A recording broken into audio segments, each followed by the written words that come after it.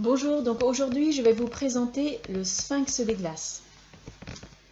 L'histoire démarre en 1839. Le minéralogiste américain Jorling, de passage aux îles Kerguelen en Antarctique, souhaite retourner dans son Connecticut natal. La situation se présente avec l'arrivée de la goélette l'Albrane. Cependant, son capitaine Lengai refuse de le prendre comme passager avant de se rétracter la veille du départ. Une fois à bord, Lengai dévoile à Jorling la raison pour laquelle il l'a finalement accepté.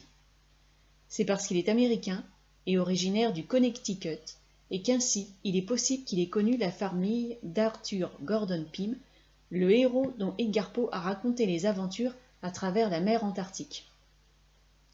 Le capitaine pense que le roman n'est pas une fiction, et il a même retrouvé une bouteille contenant un message laissé par le capitaine de la Jane, navire évoqué dans le livre d'Edgar Poe. Quelque temps plus tard, l'Albrane croise un cadavre sur un bloc de glace à la dérive.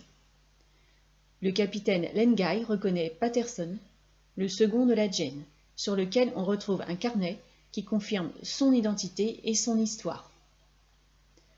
Jorling décide de rester sur l'Albrane pour aider l'équipage à participer au sauvetage de la Jane.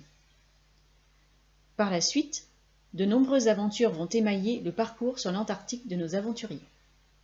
Vont-ils finalement réussir à retrouver Arthur Gordon Pym ainsi que d'autres survivants de la Jane? Bonne lecture!